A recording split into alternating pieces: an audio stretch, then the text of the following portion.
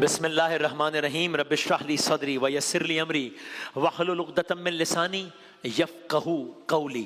داستان تیزی سے آگے بڑھ رہی ہے، ہم روزانہ کوشش کرتے ہیں داستان کا ایک باب ایک موڑ ضرور کور کریں اور پھر کسی موڑ پر چھوڑتے ہیں اگلے روز کے لیے۔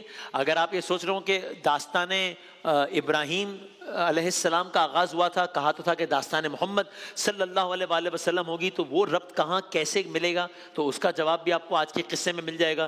ایک اور نئی داستان بھی آج آپ کی خدمت میں ہم عرض کریں گے، اور کچھ ایسی باتیں بھی کہ جو تاریخ کا جو بہت سارا سفر ہے وہ ہم فاسٹ فارورڈ کر کے آپ کی خدمت میں عرض کریں گے، واقعات کی صورت میں۔ انٹرسٹنگ انفارمیشن ہے۔ اب تک کا ریکیپ یہی ہے، اللہ کے نبی ہیں ابراہیم علیہ السلام، بیٹے ہیں اسماعیل علیہ السلام، بہت سارے امتحانات سے سرخرو ہوئے، یہاں تک کہ کعبے کی تعمیر نو انہوں نے کی ہے، وہاں پر دعا کی ہے کہ ہماری نسل میں سے ایک رسول آئے، دعا آگے جا کر مستجاب بھی ہوگی جب سرکار دو عالم صلی اللہ علیہ وآلہ وسلم اسی نسل سے آئیں گے۔ اب خانہ کعبہ کے اطراف میں آبادی بھی ہو گئی ہے، کعبہ عبادت کا مرکز بھی ہو گیا ہے، وقت گزرتا جا رہا ہے، یہاں تک کہ ایک بدبخت آتا ہے، نام اس کا عمرو بن لحی کر کے ہے، جس نے اب کعبے میں اور اس کے اطراف میں بت پرستی کی روایت ڈال دی ہے۔ اب وہ سلسلہ بھی چلتا آ رہا ہے یہاں تک کہ، یہاں سے سلسلہ آگے بڑھتے ہیں، یہاں تک کہ اب نسل در نسل سلسلہ چل رہا ہے۔ یہ کوئی قصہ ہے 2500-3000 ہزار سالوں کا، ابراہیم و اسماعیل علیہ السلام سے لے کے آگے تک سرکار دو عالم۔ تو اب یہ سلسلہ چلتے چلتے سرکار دو عالم صلی اللہ علیہ وآلہ وسلم پر ابھی ہم بعد میں آئیں گے، یا ان کے والد پر بعد میں آئیں گے، یا ان کے دادا پر بعد میں آئیں گے۔ یہ سلسلہ جو وہاں سے چلا ہے، چلتے آیا، سرکار دو عالم صلی اللہ علیہ وآلہ وسلم کے پردادا حضرت ہاشم کا دور آیا۔ جو اکثر سنتے ہیں نا بنی ہاشم بہت سنتے ہیں نا جب رسول اللہ کا ذکر ہوتا ہے۔ یعنی اگر میں کوئکلی دکھا دوں، آپ کی خدمت میں عرض کر دوں، تو عدنان ہے، یعنی بہت سارے ہم نے شجرہ نسب کو اسکپ کرتے ہوئے، عدنان ہے جد اعلیٰ سرکار دو عالم کے، پھر معاد بن عدنان ان کے بیٹے، پھر فہر بن مالک ان کا نام قریش تھا، پھر قصی بن کلاب، پھر عبد مناف بن قصی، پھر ہاشم بن عبد مناف جن کی ہم آج بات کریں گے، پھر ان کے بعد ہیں حضرت عبد المطلب بن ہاشم جو سرکار دو عالم کے دادا تھے، ان کا واقعہ بھی عرض کریں گے، پھر عبداللہ بن عبد المطلب سرکار دو عالم کے والد، ان کا واقعہ بھی عرض کریں گے، پھر سرکار دو عالم محمد بن عبداللہ صلی اللہ علیہ وآلہ وسلم ان کے واقعات بھی۔ اس طریقے سے ہم مرحلہ در مرحلہ سیریز کو آگے لے کے چلیں گے انشاءاللہ۔ اب یہ سلسلہ چلتے اس سیریز کے جو نمبر 6 ہیں، ہاشم بن عبد مناف سرکار دو عالم کے پردادا، ان تک آیا۔ بنی ہاشم یعنی ہاشم کی اولاد یا ہاشم کی نسل، جس میں رسول خدا صلی اللہ علیہ وآلہ وسلم شامل ہے۔ بنی ہاشم کون ہے؟ قریش کا ایک معزز خاندان ہے، اس کا نام ہے بنی ہاشم، آپ کہہ لیجئے۔ قریش کیا ہے؟ مکے کے بہت سارے قبیلے ہیں، ان میں سے قبیلہ ہے قریش، بڑا قبیلہ ہے جو خانہ کعبہ کی دیکھ بھال کرتا ہے، تجارت کرتا ہے، مختلف خاندان ہیں ان میں، جن میں سے ایک بنی ہاشم ہے۔ اب بات آ گئی ہے جناب ہاشم تک۔ یہ جناب ہاشم کون ہے؟ کیا ہاشم ان کا نام ہے؟ نہیں۔ تو پھر ہاشم کیوں کہتے ہیں؟ ان کا نام تو ہے عمرو بن عبد مناف۔ تو ہاشم کیا ہے؟ ہاشم لقب ہے۔ تو یہ ہاشم لقب کیوں پڑا ہے ان کا؟ ایک واقعے کی وجہ سے، وہ سن لیجئے۔ داستان ہاشم کہہ لیجئے آپ، جناب ہاشم۔ ہاشم کہتے ہیں ٹکڑے کرنے والا، توڑنے والا، ٹکڑے کرنے والا۔ تو یہ جو ہم بار بار سنتے ہیں بنی ہاشم، یہ جو نام پڑا ہے ہاشم، یہ کیا ہے؟ اس کے پیچھے ایک واقعہ ہے، وہ آپ کی خدمت میں ہم عرض کرتے ہیں۔ معاملہ یہ ہے، مکے کا علاقہ ہے، عرب کا علاقہ ہے، گرمی ہے، صحرا ہے، دھوپ ہے، موسمی تغیرات ہیں، یہاں تک کہ ایک دفعہ کا ذکر ہے کہ ہوا یوں کہ مکہ اور اس کے گرد و نواح میں صورتحال بہت سیریس ہو گئی، قحط آیا، شدید قحط آ گیا مکہ اور اس کے گرد و نواح میں، یہ ایک دفعہ کا ذکر ہے۔ اب ایک عجب معاملہ ہے، پہاڑیاں ہیں، گرمی ہے، کوئی خیالی منظر کشی، درخت سوکھے پڑے ہیں، جانوروں کی بھی زندگی محال ہے، انسانوں کا جینا دشوار ہے۔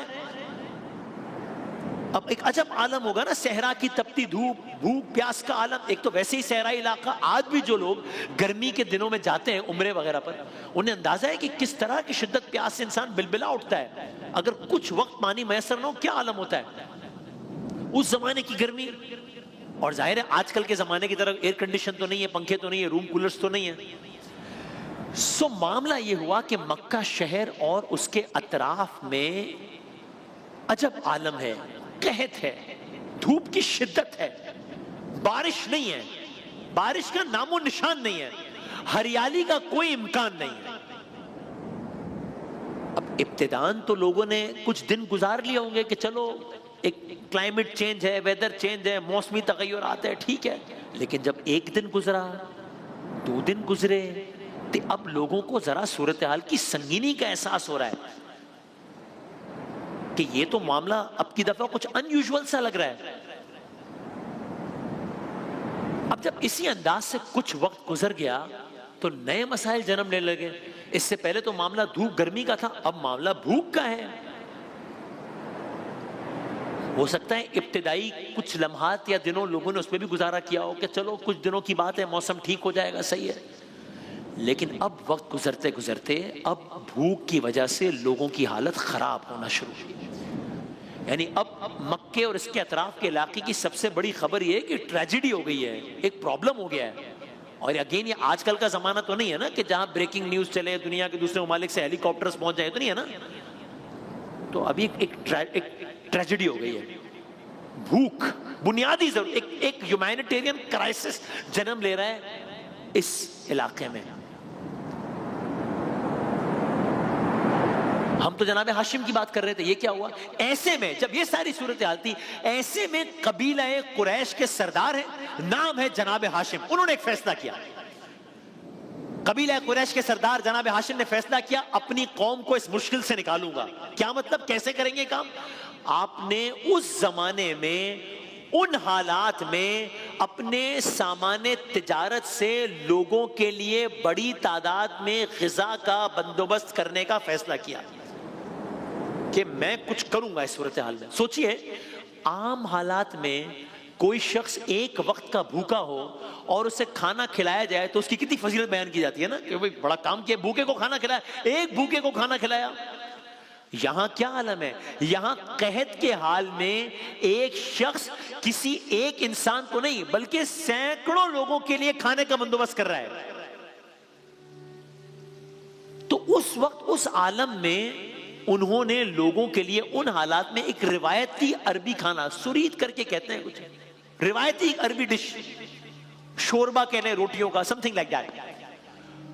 اس وقت جناب ہاشم نے لوگوں کے لیے روایتی عربی کھانا تیار کیا. یہ روٹی کے ٹکڑوں کو گوشت یا شوربے میں بھگو کے بنایا جاتا ہے.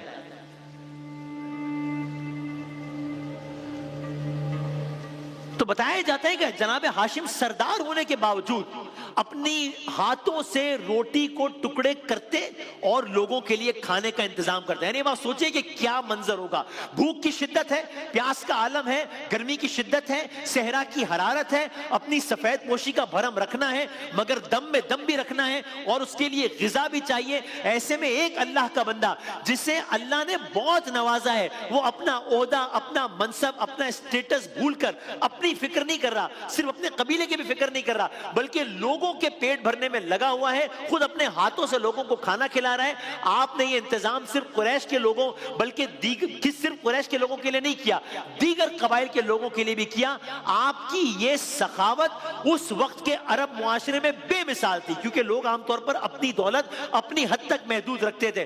کیونکہ آپ نے روٹی کو ٹکڑے کر کر کے وہ روایتی عربی ڈش تیار کی اور لوگوں کو کھلایا، اس لیے آپ کو اس واقعے پر ہاشم کہا جانے لگا. ہاشم یعنی ٹکڑے کرنے والا. تو اسے بچوں کے لیے کہ اب جب ہم لفظ ہاشم یا بنی ہاشم ذہن میں آئے تو ذہن میں سرکار دو عالم کے پردادا ہیں اور نام ہاشم، لقب ہاشم اس لیے پڑا ہے اس واقعے کی وجہ سے.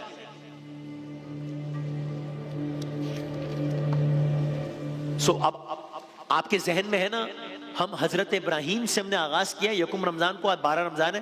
ہم ابراہیم علیہ السلام سے آغاز کیا، اسماعیل علیہ السلام، پھر وہ رمی کا واقعہ، سعی کا واقعہ، زمزم کا واقعہ، الگ واقعات، پھر امر میں لحی کا واقعہ، یہ تعمیر کعبہ کا واقعہ، داستان، یہ سب کرتے کرتے کرتے کرتے آج ہم جناب ہاشم تک پہنچ گئے. آگے بڑھتے ہیں. اب ہاشم بن عبد مناف ہے نمبر 6 پہ، تو نمبر 7 پہ کون ہے؟ حضرت عبد المطلب بن ہاشم. یہ نبی کریم صلی اللہ علیہ وآلہ وسلم کے دادا ہیں آف کورس، اور ہاشم بن عبد مناف تھے تو ان کے بیٹے عبد المطلب بن ہاشم. اب ہم آ گئے ہیں یہاں پہ جناب عبد المطلب بن ہاشم. انہی ہاشم کا ایک بیٹا پیدا ہوا، اس کا جن کا نام ہے عبد المطلب، رسول اللہ کے دادا. اب جس طرح جناب ہاشم کا یہ انٹرسٹنگ تاریخی واقعہ ہے، ویسے ہی جناب عبد المطلب کے حوالے سے بڑی دلچسپ باتیں، بہت دلچسپ واقعہ ہے. داستان ابراہیم علیہ السلام جاری ہے، ہم داستان محمد صلی اللہ علیہ وآلہ وسلم کے قریب پہنچ گئے. جناب ہاشم کا واقعہ آج عرض کیا ہے. حضرت عبد المطلب سے متعلق کیا دلچسپ، کیا خوبصورت، کیا اہم، کیا تاریخی واقعہ ہے، کل عرض کریں گے انشاءاللہ.